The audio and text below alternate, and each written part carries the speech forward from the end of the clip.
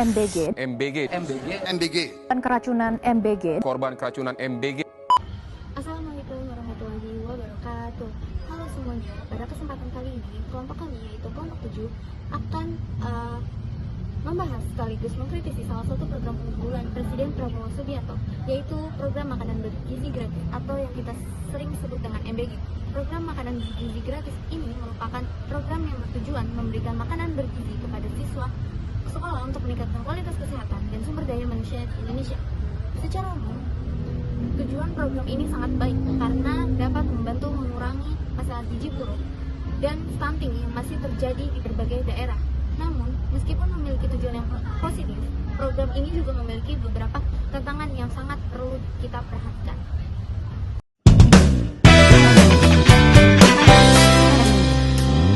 Halo guys, selamat siang.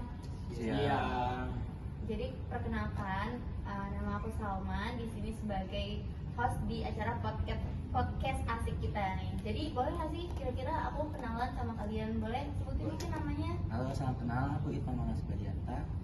Halo, aku Algira Marianika. Halo, saya Tangku Muhammad Daud. Nah, oke, thank you guys. Jadi mungkin di sini kita bakal ngobrol-ngobrol terkait program kerja pemerintah yaitu MBG.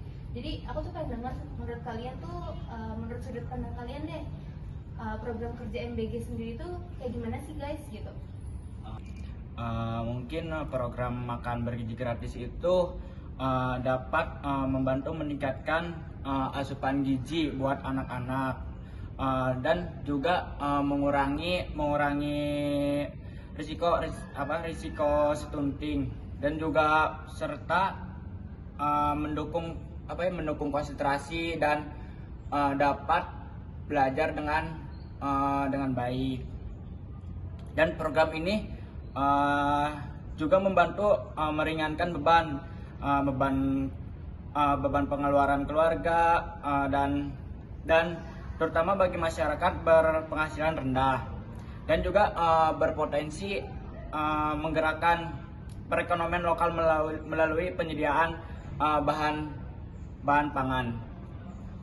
Berdasarkan data LKPP tahun 2025, BGN Badan Gizi Nasional mengeluarkan belanja negara sebesar 6,2 triliun, yang dimana pos belanja yang terbesar itu ada di belanja kendaraan.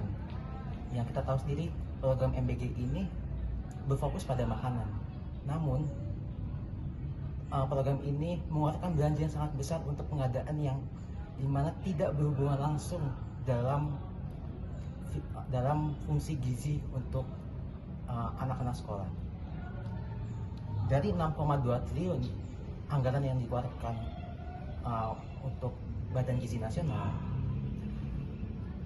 untuk makanan sendiri itu hanya di 242 miliar rupiah. Nah, ini yang menjadi pertanyaan banyak teman-teman dari pengamat maupun masyarakat. Apakah memang program ini untuk kesejahteraan masyarakat Indonesia atau untuk kepentingan pengelola yayasan-yayasan yang terafiliasi dengan BGN? Nah, pada tahun 2026 akhirnya terjawab pertanyaan publik dengan ditangkapnya ketua BGN dengan 2 wakil BGN yang diduga, bukan sudah diduga lagi sih, sudah resmi ditangkap dengan kasus markup pengadaan pada motor listrik maupun tablet. Dan juga Pak Dadan selaku ketua BGN tercatat terafiliasi dengan yayasan untuk meraup keuntungan pribadi. Nah, ini yang akhirnya dibutuhkan evaluasi untuk program MBG ini. Apakah memang bermanfaat atau hanya membuang-buang anggaran seperti itu? Aku sempat dengar nih tentang terkait stunting ya. Kita juga tahu sendiri bahwa MBG ini tuh awalnya diprioritaskan oleh pemerintah itu untuk menambah gizi anak-anak dan mengurangi angka stunting di Indonesia. Jadi tuh kalian selama ini tuh MBG yang udah berjalan tuh benar-benar udah mengurangi angka stunting di Indonesia atau belum sih gitu? Jadi tujuan utama program MBG ini belum tercapai karena program ini baru berjalan dan dampaknya baru bisa diukur dalam beberapa tahun ke depan. Selain itu, intervensi ini dinilai agak terlambat jika mayoritas hanya menyasar anak sekolah karena pencegahan stunting paling efektif dilakukan pada 1000 hari pertama kehidupan, yaitu sejak bayi dalam kandungan hingga usia 2 tahun. Meskipun pemerintah kini mulai memperluas sasaran ke ibu hamil dan balita, program ini tidak bisa berdiri sendiri.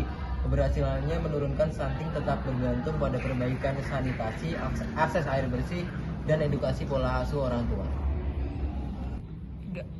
Nah, tadi kan aku udah dengar nih tanggapan kalian terkait MBG ini. Jadi menurut kalian sebenarnya apa sih harapan yang kalian harapkan dari pemerintah untuk program kerja MBG ini ke depannya? Mungkin aku mau dengar tanggapan dari Mas Tengku dulu. Mungkin SPBG ya, SPBG dapat menyediakan makanan yang bergizi, terus dan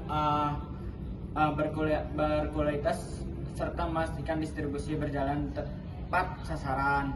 Terus dapat meningkatkan gizi dan kesehatan bagi anak-anak dan anak-anak seperti SD, SMP, dan SMA. Dari saya harapan kedepannya untuk MBG adalah semakin tetap sasaran dan fokus pada stunting. Program semakin presisi menyasar kelompok paling rentan, terutama ibu hamil, ibu menyusui, dan balita demi memutus akar stunting sejak dini. Harapan saya dari program makan bergizi gratis ini adalah semoga program ini dapat tepat sasaran, terutama di daerah 3T, dan lalu diperlukan audit besar-besaran untuk SPPG agar tidak lagi ada kasus keracunan. Berdasarkan data yang saya baca, awal Januari 2006 tercatat sudah 2000 pelajar yang mengalami kasus keracunan makanan bergizi gratis. 3. Dapat disimpulkan bahwa program makanan bergizi gratis MBG mempunyai tujuan yang sangat baik, memperbaiki gizi anak sekolah, meringankan beban keluarga miskin, dan membantu ekonomi lokal. Namun, data LKPP tahun 2025 menunjukkan anggaran besar justru keluar untuk operasional sekitar 1,39 triliun. Sementara belanja makanan hanya 242,8 miliar. Dan kasus korupsi di tahun 2026 di BGN memperlihatkan masalah pengelolaan, risiko markup, serta penyaluran lewat pihak afiliasi. Karena itu, MBG hanya layak diteruskan jika segera dilakukan audit foreksi. Dipangkas pengeluaran operasional yang tidak perlu pengadaan dibuat transparan, program dihubungkan dengan intervensi untuk 1000 hari pertama. Dan pemantauan ketat agar program efektif dan bebas korupsi. Sekian dari kelompok kami, kurang lebihnya mohon maaf. Wassalamualaikum warahmatullahi wabarakatuh.